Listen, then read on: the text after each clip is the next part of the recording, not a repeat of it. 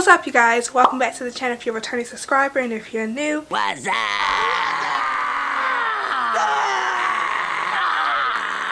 In today's video, I'm coming to you guys with my October wrap-up. I'm going to be honest with you guys, this is probably going to be like the quickest video on my channel because, baby, October was probably maybe, I want to say, the worst month. I mean, because in April I didn't read anything, but as far as me like actually trying to read books this month, this was like the worst month that I've had this entire year so far. Let me say, because I do have November and December, but so far it is the worst month that I've had as far as reading goes. This video is gonna be real short, let me just say that much. So I'm not gonna continue talking about it. I'm just gonna go ahead and show you guys what I finished this month. And you guys already know how my process goes with my wrap-ups. I like to start off with my DNFs if I did do any DNFs during the month, and then I go from my 1-star all the way up to my 5-star. So with all that being said, let's just go ahead and jump right into the video. Okay, you guys, so the very first book that I'm gonna come to you guys with was actually my first DNF for the month. Is gonna come to be by J.K. Rowling, Harry Potter and the Goblet of Fire. I DNF'd it again because this was actually in my September DNF. So I DNF'd this once again. This is the Bloomsbury edition that I showed you guys in my unboxing, but I DNF'd it again. It was just so much. It was just so much. I don't know. And I think, even though I did mention how I do appreciate how J.K. Rowling kind of like gives you a little bit more information as to what you read from the previous books in the series, I don't know. I just feel like maybe my whole thing was that I was probably going to end up watching the first 3 movies and then hopping into the book, so maybe that could really refresh my mind up as to what really happened down, you know, in the other 3 books, because I was not going to reread them obviously. But yeah, I think that's pretty much what my goal is going to be for getting through the Harry Potter series. And I figure, excuse me, when I start and really like remember and understand exactly what went down, I'm going to have to continue it until I finish to the very end. Like, I can't take breaks like I have been doing, because when I take breaks, I be forgetting what really goes down, and then I'm kind of looking stupid like, when did this happen and what happened? So yeah, my goal is to eventually, before the end of this year, finish the whole entire series. That is my goal. And I got this month, which is actually November 1st today, that I'm recording this in December. So hopefully, cross your fingers, I can really fulfill that. But that is my goal. But yeah, first coming in with my DNF of October, Harry Potter and the Goblet of Fire. The next book, this book is very much so a DNF. That is none other than The Cruel Prince by Holly Black. I, in fact, did DNF this book.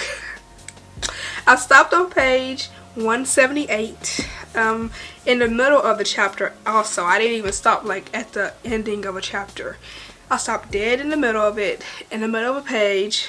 I just couldn't finish it for the simple fact that it wasn't bad, but it wasn't something that I was very eager to read. Like, I told you guys in previous videos how I'm really like, I don't really like try to beat myself up about the DNFs that I do with books, obviously, because in my wrap-ups I have a whole segment of my DNFs, because I mean, at the end of the day, if a book's not giving what I need it to be giving, then I'm just going to DNF it. I'm not going to push myself to read something that I'm just not enjoying. And I felt like I was constantly doing that with this book, for the simple fact that it is such a popular book. And not only that, but I bought the box series, so I have the other 2 books in the series, and it was just kind of like, I want to, you know, like it, because I have the other 2 books that I spent money on, even though I got a pretty good deal for when I bought the box set. So I mean, it is what it is. But it wasn't terrible, but it wasn't something that I was like, I could obviously finish very quickly, if that makes sense. Like, okay, so the actual book that I actually did finish this month,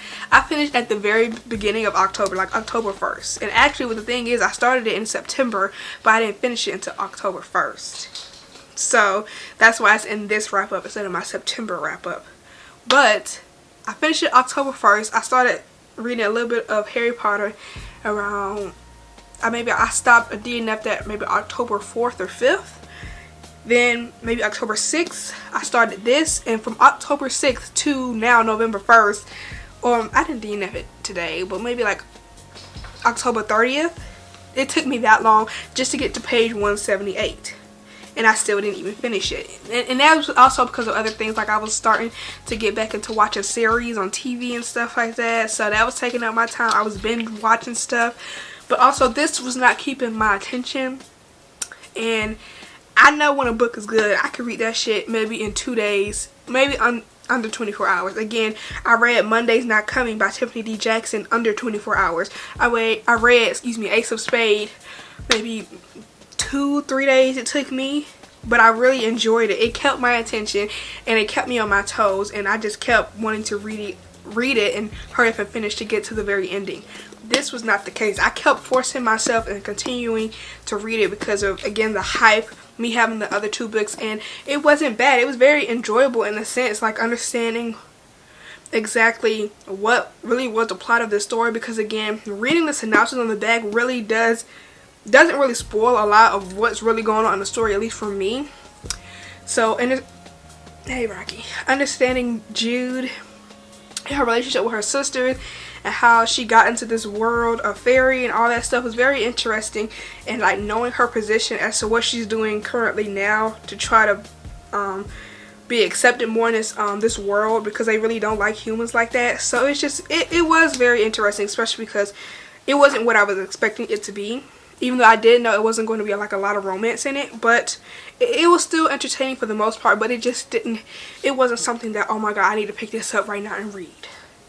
Okay, it was what it was. So yeah, The Cruel Prince by Holly Black, I DNF'd. Maybe I'll hop into it eventually. Again, I have the other 2 books in the series, so your girl might need to.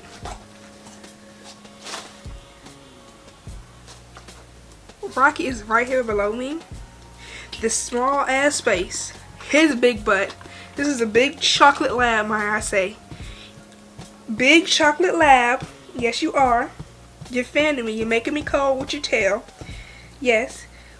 Squishing his fat butt right here, knowing he can't fit, just to be all up in my way when he know I'm trying to record this video.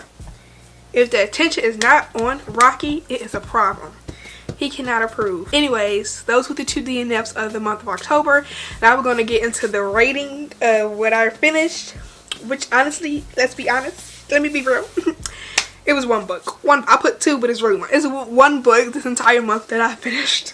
Again, like I said, I started binge watching shows and stuff, so your girl really just didn't have time to really like, I just didn't feel like it because I was watching shows, and it was really good shows too, so I wasn't reading that much. And again, like I said, this book I finished actually in October 1st, so I mean, do what you will with that information. But 3.75. I'm going to give this book a 3.75, and that is Allegedly by Tiffany D. Jackson. I know you guys probably won't be able to see because of the glare and stuff, but this is the book cover by Tiffany D. Jackson. This is her first debut book, first release, and I'm giving it 3.75. Now, if you guys don't know synopsis, you guys should, because you should have saw it in my latest, when did I read this? Did I read this in the 50 pages a day?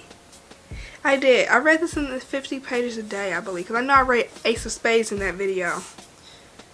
And I want to say I hopped into Allegedly in that video as well.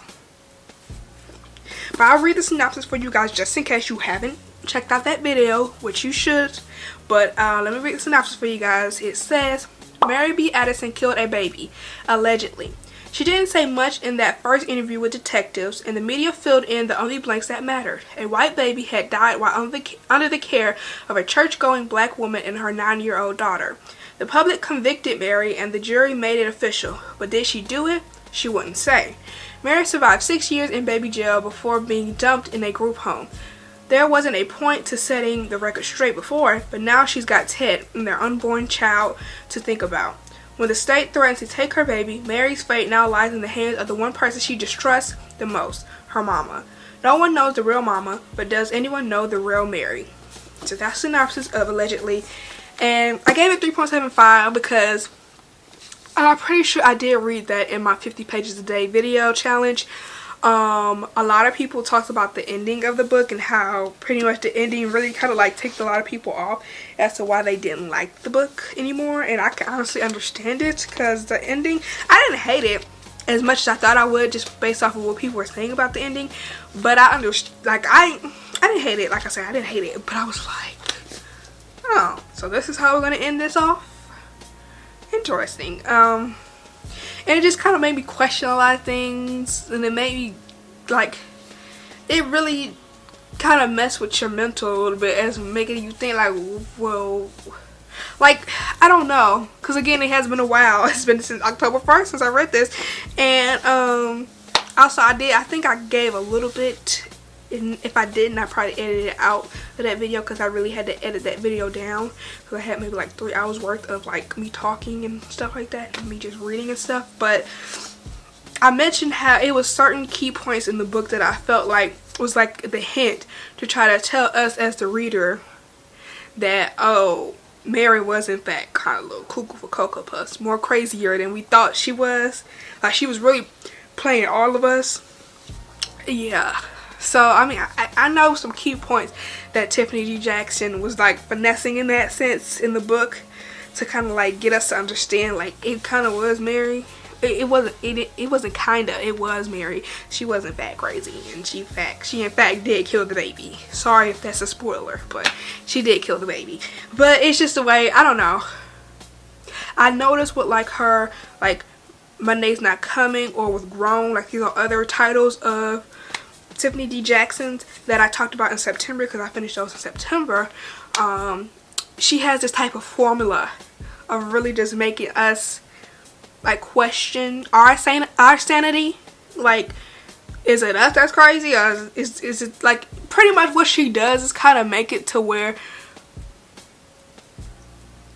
let me say this, if I would like give you guys like a one tip as far as to reading Tiffany D. Jackson's books, her mystery thriller books, it was to me it would be to understand and listen to the main character of the story, but I wouldn't necessarily put all, you know, your balls in that one basket as far as like believing them for everything they're telling you, because they're hiding something.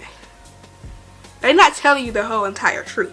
That's the one tip I would give you guys for reading any Tiffany D. Jackson books, is to, I don't know if I'll put all, you know, all my trust into the main character of her stories, because they kind of be lying. They all be lying at some point, you feel me? So that's like really like her formula. Us obviously just automatically believing the main character, and then getting to the end and realize that they kind of sort of finessed us as the reader and lied to us. But again, this was her debut, so I mean, you know, I felt like this had to walk for books like Monday's Not Coming and Grown to run. So, you know, I'm not too mad at it, but I did give it a 3.75. So, I mean, it wasn't like what I mean, as far as her other books, again, would I recommend it over those? Probably not. Like, I wouldn't recommend it first. I mean, it's her first book. You know, maybe I would. If I would be like, okay, read all of Tiffany D. Jackson's books. So far from the books that I've read, I've only read 3 of hers. I would definitely say read Allegedly first, read Grown second, and then read Monday's Not Coming third, because Monday's Not Coming to me as of right now is my favorite in the top 5-star, 10 out of 10 recommend. So I would want to say the best for last. You know, that's just me. But yes, so that's the wrap up, you guys. That's it. I'm finished. I only read 1 book and I didn't have 2. So yeah, this month was kind of, or last month I should say, was kind of a little busted, but best believe November we're getting it popping, hopefully. Rocket laying down next to me. But yeah, that's the goal. So yeah, I hope you guys enjoyed this video. If you did, please make sure you give this video a big thumbs up, hit the subscribe button, and also make sure you turn your notification bell so you're notified every time I upload a video. And with all that being said, I'll see you guys in my next one. Bye.